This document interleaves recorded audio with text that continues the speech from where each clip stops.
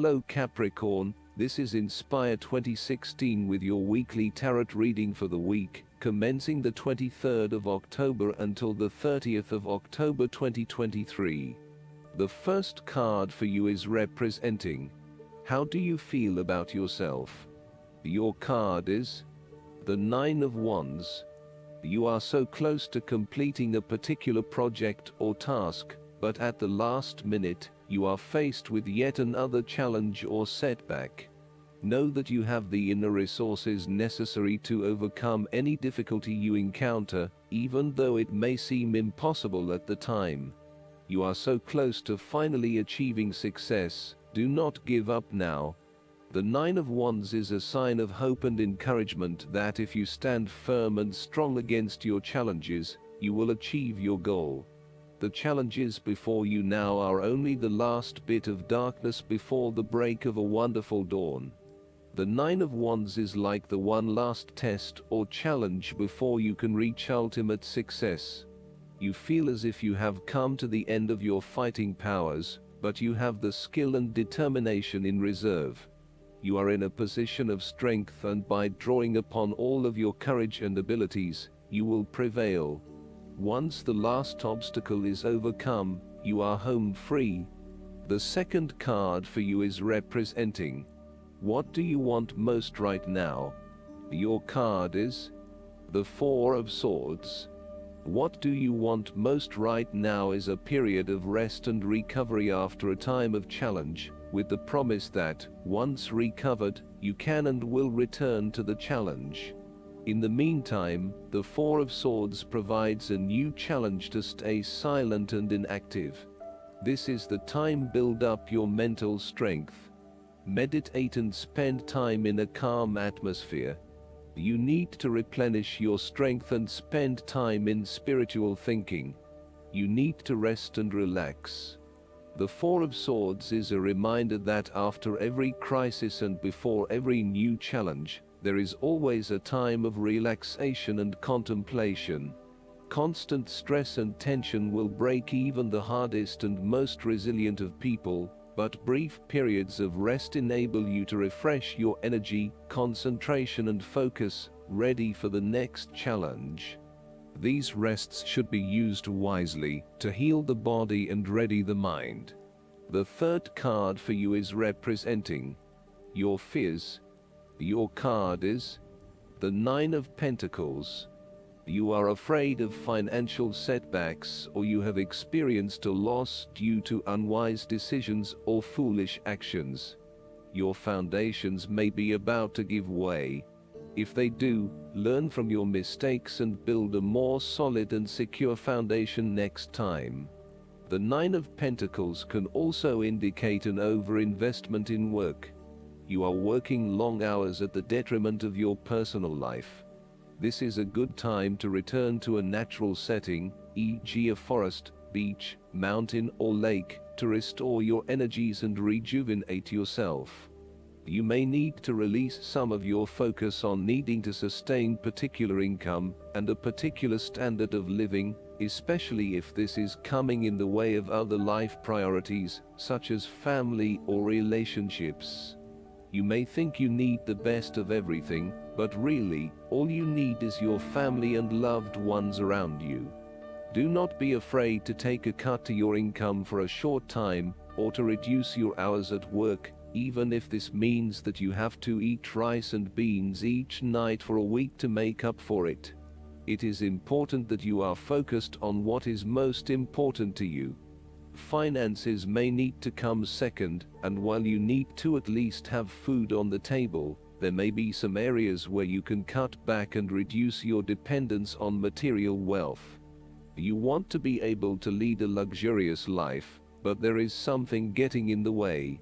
For example, part of you knows you deserve a beautiful home, but another part of you doubts yourself and whether or not you can truly afford it, or whether you are going too far and splurging.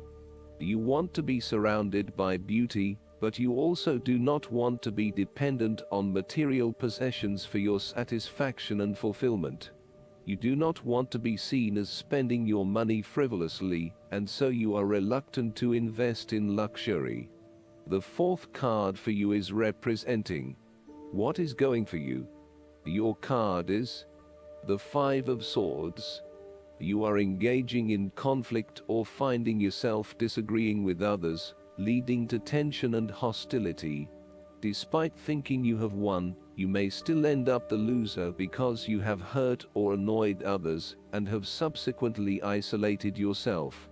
You try to pick up the pieces and act as if the conflict is now in the past, but others have now lost faith in you and do not want to be around you.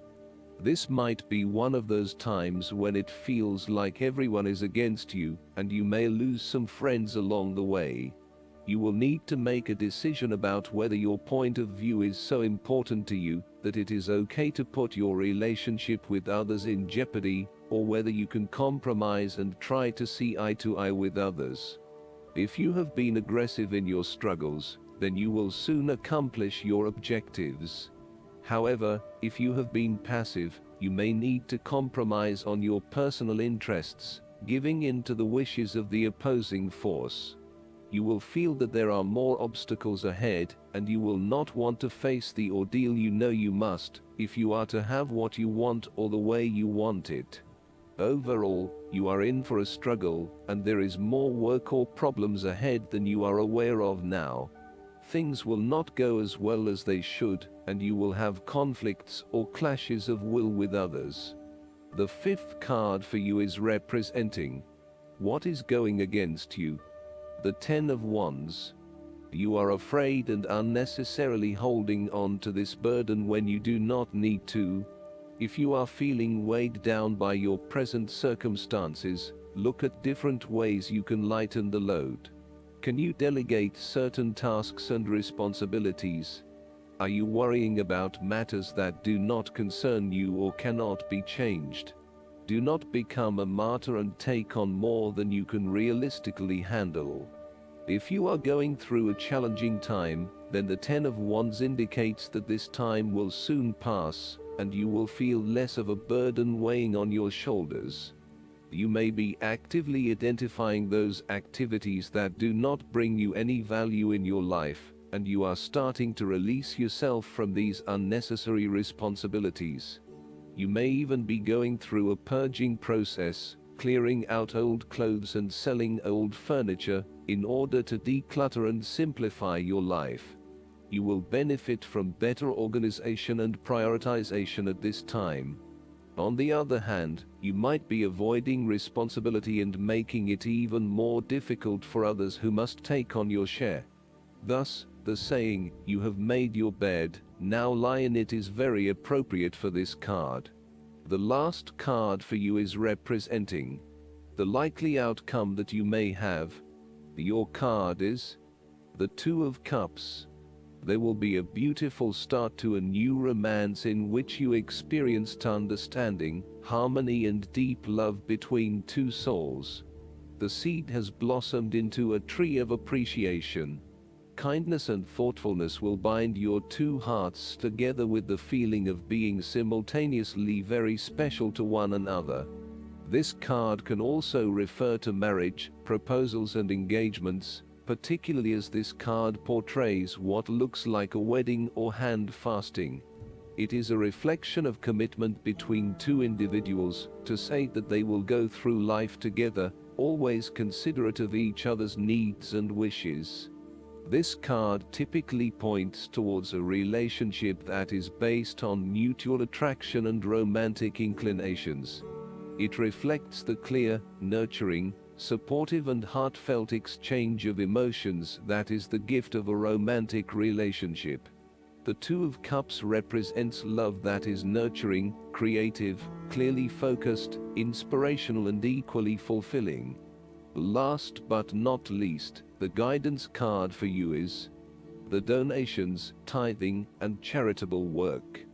This card reminds you that giving and receiving are two sides of the same energy. If you've felt stuck lately, as if your efforts aren't being rewarded, then it's time to reverse the energy flow. We often become blocked when our focus is solely upon receiving, and what can I get? To turn this around, focus upon how can I serve? One way to open up the flow of abundance is to give away what you'd like to receive. So, in order to have more time, volunteer for a worthy cause. To get more love, offer it to others. To manifest material items, donate some articles to charity. To receive money, make a financial gift as you are divinely guided. Tithing is the practice of giving 10% of your income either to a spiritual or religious organization that you are a member of or to a charity that you feel is benefiting the planet. Tithing is essentially a recognition that all forms of abundance come from God. By returning a percentage of your money back toward God through support of spiritual organizations, you are declaring that your source is not your job, your government, the economy, or your family, but rather the Creator. When you acknowledge this spiritual truth, you unlock barriers to abundance and allow the infinite flow that is intended for us all. The key is to give with a joyful heart, without expecting anything in return. God and the universe will ensure that the energetic output is balanced in the best way, so you needn't worry about reciprocity. The more you're open to giving and receiving, the steadier your flow of all forms of abundance. I hope that you enjoy everything, and if you like the reading, just please click subscribe and you will get instant notifications every time we publish a new video right to your YouTube. Thanks.